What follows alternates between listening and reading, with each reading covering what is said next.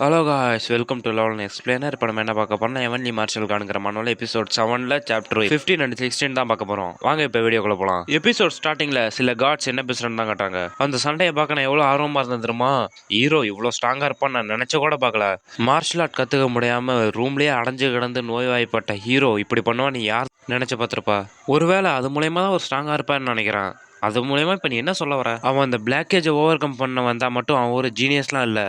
ஆமா, நீ சொல்றத நானும் கேள்விப்பட்டேன். இப்படி பண்ணதுனாலலாம் ஹீரோ ஒன்றும் மெயின் கேரக்டர்லாம் ஆக மாட்டான். இல்லைனா அவன் இந்த உலகத்தோட ஸ்ட்ராங்கஸ்டா மாறுவானா? இனிமே எப்படி நடக்குதுங்கிறத பார்க்கும். ஆனா அது பார்க்க நல்ல வாய்ப்பு இருக்கு. அந்த சீன் அதோட கட் பண்ணி ஃபேமிலி எடிட்ட தான் காட்டுறாங்க. இப்போ நான் ரொம்பவே உற்சாகமா இருக்கேன். ஸ்வாடுக்கு இங்க எதிர்த்து சண்டை போட ஒரு ரைவில் எங்க குடும்பத்தில் ஒருத்தர் இருக்கான். அந்த நேரத்தில் ஃபைனான்ஸ் மேனேஜரும் இவனை நம்ம பென்சில் மிஷன் வச்சுக்கலாம். எவ்வளோ நைஸா இருக்கும். நீ ஒன்றும் டியூலை பத்தி அவ்வளோலாம் ஒன்றும் யோசிச்சுக்காத. ஹீரோவும் அந்த ரியாங்கும் ஹீரோவால ஒரு ஸ்பூனை கூட கொஞ்சம் நாளைக்கு முன்னாடி எடுக்க முடியாத அளவு வீக்கா இருந்தான். அதை ஞாபகம் வச்சுங்க. அதோட அவனோட ஸ்வாட் டைகர் ஹீரோ ஒரு ஜீனியஸா இருப்பான் நீங்க நினைக்கிறீங்களா? ஆமா, அவன் நிச்சயமா ஒரு ஜீனியஸா தான் இருப்பான். அப்படின்னா இவர் ஏன் இப்ப இப்படி சிரிக்கிறாரு?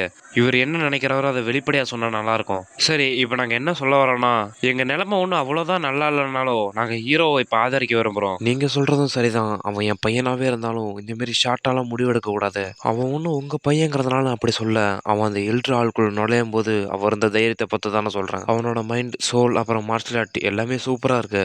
அவன் என்னோட பையங்கிறதுனால இதை கூட நான் செய்யக்கூடாதா? இல்ல, இது பேசுறது இங்கேயே ஸ்டாப் பண்ணுங்க அப்படின்னு அந்த சீன் அதோட கட் பண்ணி ஹீரோ அடிச்சவன் நிலைமை தான் கட்டுறாங்க. அவன் பார்த்தா உடம்பு ஃபுல்லா கட்டு போட்டு டாக்டர் ட்ரீட்மெண்ட் பண்ணிட்டு இருக்காரு. அங்க வந்து ஹீரோ சித்தப்பனும் இப்ப ஜாங் எப்படி இருக்கான்? அவன் உடம்புல நிறைய எலும்பு முறிஞ்சிருக்கு. அதோட நிறைய எலும்பு தேஞ்சு வர போயிருக்கு.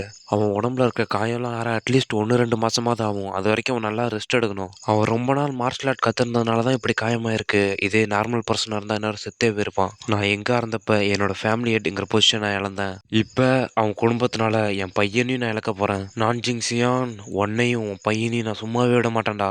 அந்த நேரத்துல ஹீரோ பார்த்தா எல்லா ஆல்கஹாலையும் ஒரு சட்டியில ஊத்திட்டு இருக்கான். இருக்கிறதுல இந்த ஸ்மெல்லு தாண்டா பெஸ்ட் அப்படின்னு மொத்த சட்டியும் கவுத்து அவன் குடிக்கிறான். இந்த ஆல்கஹால் டெஸ்ட் தாண்டா பெஸ்ட். இப்பதான் என் பாடியை ஃப்ரீயா மூவ் பண்ண வைக்குது. சரி, நீ ஏன் என்ன இப்படி பாக்குற? அப்படிலாம் நான் ஒன்றும் பார்க்கலையே, நான் நார்மலா தான் பாக்குறேன். உன்னை பார்க்க ரொம்ப சந்தோஷமா இருக்கிற மாதிரி இருக்கு அப்படி சொல்லிட்டு மறுபடியும் சட்டியில் ஆல்கஹால் ஊத்துறா. அந்த நேரத்துல அவளும் நீங்க எந்த தந்திரத்தை யூஸ் பண்ணீங்க? லாஜிக்கலா பேசினா இது நடக்கிறது சாத்தியமே இல்ல. ஸ்வாட் டைகர் எதிர்த்து நீங்க ஜெயிக்கிறதா? அதை குடிச்சுக்கிட்டே ஸ்வாட் டைகரா? அவன் என்ன பொறுத்தவரை ஒரு பூனை தான். எனக்கு தெரிஞ்சு உங்க அண்ணன் உன்ன மாரியே மாஸ்க் போட்டுட்டு போய் தான் ஃபைட் பண்ணியிருப்பாருன்னு நினைக்கிறேன். உங்களுக்கு பதிலாக அவர் தானே சண்டை போட்டாரு அப்படின்னு சட்டி எடுத்து மூஞ்சிலே அடிக்கிறான். உனக்கு இந்த மாதிரி தேவையில்லாத பேச நேரம் இருந்துன்னு வச்சுக்க, மறுபடியும் போய் எனக்கு சாப்பாடு எடுத்துருவா. நான் போய் இப்படி வெறும் ஆல்கஹாலை குடிச்சிட்டு இருந்தா என் உடம்பு கெட்டு போவோம். அந்த நேரத்தில் அவளும் இவன் அடிச்சு அடியில் வழியில உட்காந்துருக்கா. டக்குன்னு வெளியே ஓடி போய் கதவை சத்திக்கிட்டு இப்படியே நீ வெறும் வயிற்றுல குடிச்சிட்டு இருங்க, உங்க வயிற்றுல ஓட்ட விழுந்து எரியுதா இல்லையான்னு பாருங்க அப்படின்ட்டு ஓடி போறா.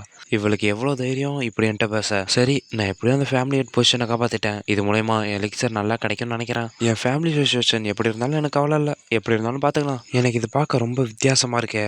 ஒருவேளை நான் அதிகமாக குடிச்சதுனால அப்படி இருக்குமோ? என் கையோட கலர் பார்க்க இப்போ ரொம்ப வியர்டாக இருக்கு அப்படி சொல்லிட்டு டக்குன்னு அவன் நெஞ்ச பிடிக்கிறான். என்னடா இது, டக்குன்னு என் மெரிடியன்ஸ்லாம் க்ளோஸ் ஆகிற மாதிரி இருக்கு. சே, நான் ரொம்ப நாள் கஷ்டப்பட்டு தான் அதை நான் ஓப்பன் பண்ணேன். அதை இப்படி மூட விடக்கூடாது. அது முழுசாக மூடுறதுக்குள்ள நான் ஏதாவது பண்ணி ஆகணும் அப்படின்ட்டு ஹீரோ வெளியே கிளம்புறான். அப்படி போயிட்டு இருந்த ஹீரோ பார்த்த காட்ஸும், ஓ இது செகண்ட் லார்டு தானே? அவர் இந்த நேரத்தில் என்ன பண்ணுறாரு? இந்த நேரத்தில் நான் அவரை அதிகமாக இங்கே வெளியே பார்த்ததே இல்லை அப்படின்னு அவங்க சொல்லும் போதே பேய் மாரி ஹீரோ திரும்பி பார்க்குறான். ஹீரோவை பார்த்து அவனாலும் என்னடா இது அப்படின்னு பார்க்குறானுவ. அந்த நேரத்தில் ஹீரோவும் மெடிசன் ஆள் எங்கடா இருக்கு அப்படின்னு அவங்கள பார்த்து கத்துறான். அடுத்த சீனே ஹீரோ எதையோ தேடிட்டு இருக்க மாதிரி இருக்கு. எங்கடா இருக்கு அப்படின்னு தேடுறான். இந்த எவர்லி டார்க்கிங் டெக்னிக் யூஸ் பண்ணதுனால இப்போ இந்த எலிக்ஸர் இருந்தால் தான் இப்போ நான் பழையபடி மாற வைக்கும். இங்கே கிரேட் ரெக்கவரி பில் தான் இருக்கு. இதெல்லாம் கவனிச்சிட்டு இருக்க நேரம் இல்லை. ஆனால் அப்படின்னு ஒரு பெட்டி ஓப்பன் பண்ணி பார்க்குறான். அதில் பார்த்தா எல்லாம் கோல்டு எலிக்ஸராக இருக்கு. இப்போ நான் இதை தான் பண்ணி ஆகணும் அப்படின்னு எல்லாத்தையும் வயல் எழுதி போடுறான். அந்த நேரத்தை வெளியே கட்டா அந்த மெடிசன் ஆள் எட்டும் நடந்து வந்துட்டு இருக்காரு பொறுமையா. அவனும் அந்த பென்சில் மிஸ்கிட்ட போய் இன்னைக்கு வந்து எலிக்ஸர்லாம் பார்த்தேன், அதனால குட் கண்டிஷன்லேயே இருக்கு. சரி, அப்படின்னா சந்தோஷம். இது எல்லாம் செலவு பண்ணதுக்கு ஒருத்தம் தான் நினைக்கிறேன். எங்கள்கிட்ட இருக்க மொத்த காசையும் செலவு பண்ணி தான் பண்ணியிருக்கோம். ஹீரோ பண்ணதை பார்த்து எல்லாருமே இப்போ சந்தோஷமா இருக்காங்க. அதனால இதை வச்சு அவனுக்கு ட்ரீட்மெண்ட் பண்ணுங்க.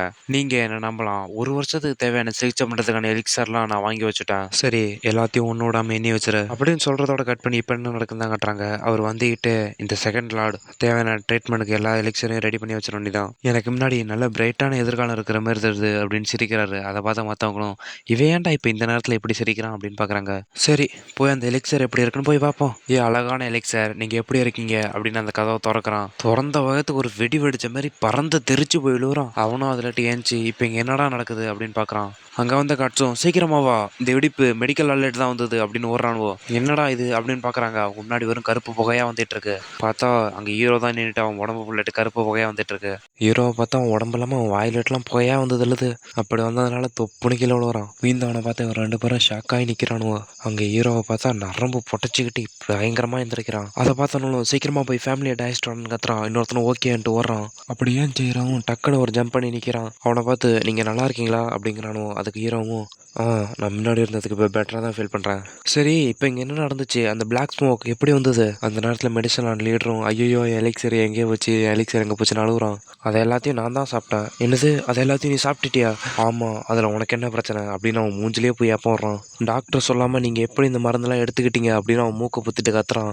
என் பாடிக்கு எது பெஸ்ட்டுன்னு எனக்கு தெரியும். இப்போ நான் நல்லா தான் இருக்கேன். எனக்கு இன்னும் கொஞ்சம் பெட்டரான மருந்தெல்லாம் எடுத்து வை அப்படி சொல்லிட்டு ஹீரோ போனது என் மருந்தெல்லாம் போச்சு அப்படின்னு இவன் உட்காந்து அழுகுறான். என்னோட பிரைட்டான எதிர்காலம் இப்போ இருளில் மூழ்கி போச்சு அப்படின்னு பின்னாடி கத்துறான். ஹீரோட கேரக்டரும் ஹீரோக்கு சாப்பாடு எடுத்துட்டு வரான் அவன் ரூமுக்கு. அங்கே வந்து எங்கடா எங்கே லாடா காணும் அப்படின்னு பார்க்குறா. அப்பா எங்கிட்ட ஹீரோ கூப்பிட்றான், இங்கே மேலே பாரு அப்படிங்கிறான். பார்த்தா ஹீரோ கூரை மேலே உட்காந்துருக்கான். அதை பார்த்தா அவளும் நீங்கள் எப்படி கூரை மேலே போனீங்க? அது ரொம்ப ஆபத்தானது, தயவு செஞ்சு கீழே இறங்கி வாங்க. முட்டாள் மாரி பேசுறதை நிறுத்து. நான் இங்கே அமைதியான இடத்த கொஞ்சம் யோசிச்சுட்டு இருந்தேன், வேற ஒன்றும் இல்லை, நீங்கள் கேட்டு கிளம்பு, நீங்கள் என்ன வேணாலும் பண்ணுங்க அப்படின்ட்டு அவள் கிளம்புறா. லாஸ்ட் டைம் என் ஃப்ளோவை சரியாக மெயின்டைன் பண்ண வேற வைக்கல.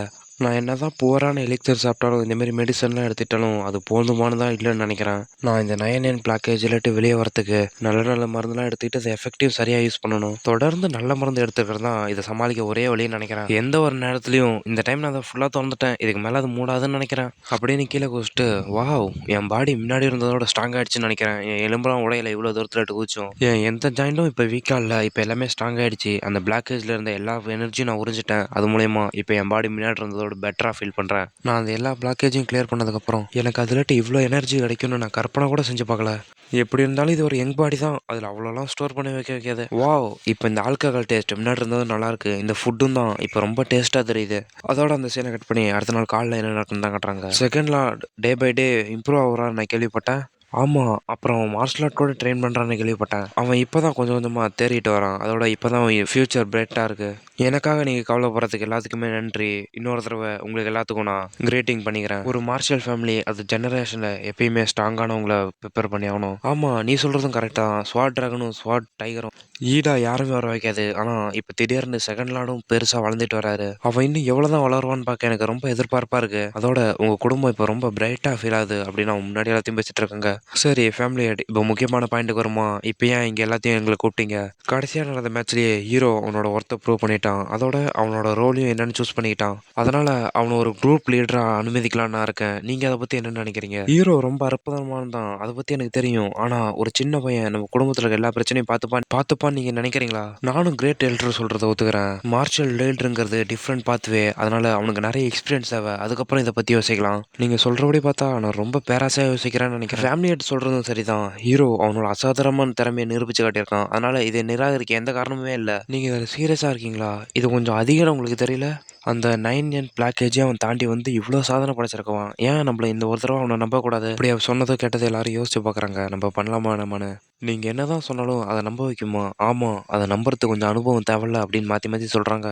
நான் சொன்னதை பற்றி யோசிச்சல, அதுக்கு நன்றி. ஃபேமிலி ஹெட், நான் ஃபேமிலிக்கு எது நல்லதோ அதை பற்றி தான் எப்பயும் யோசிப்பேன். மற்ற எல்ட்ரஸ்லாம் நீங்கள் வேறு மாரி யோசிக்கிறேன்னு நினைக்கிறேன். சரி அது மாரியே செய்வோம். ஆனால் அவனை எந்த குரூப் லீடர் ஆக்குறது? ஹீரோ அவங்க அப்பாவும் நான் என்ன யோசிக்கிறேன்னா அப்படின்னு சொல்கிற நேரத்தில் ஹீரோ சித்தப்பா வந்து தண்டர் டிராகன் குரூப்பில் அவனை சேர்த்துருங்க அப்படிங்கிறான். இப்போ நீ என்ன சொன்ன? செகண்ட் லார்ட் அப்படிப்பட்ட குரூப்பில் சேர்க்கணுங்கிறியா?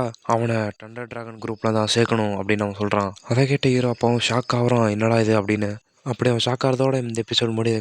வாய்ஸ் கொஞ்சம் அப்படி இருந்தால் அட்ஜஸ்ட் பண்ணிக்கோங்க. எனக்கு இந்த மழை பெய்யறதும் சளி பிடிச்சிச்சு. நானும் முடிஞ்ச அளவுக்கு குட் குவாலிட்டிலாம் போட ட்ரை பண்ணுறேன். நீங்கள் பண்ண வேண்டியதெல்லாம் லைக் பண்ணுங்கள், ஷேர் பண்ணுங்கள், கமெண்ட் பண்ணுங்கள், மறக்காமல் சப்ஸ்கிரைப் பண்ணுங்கள்.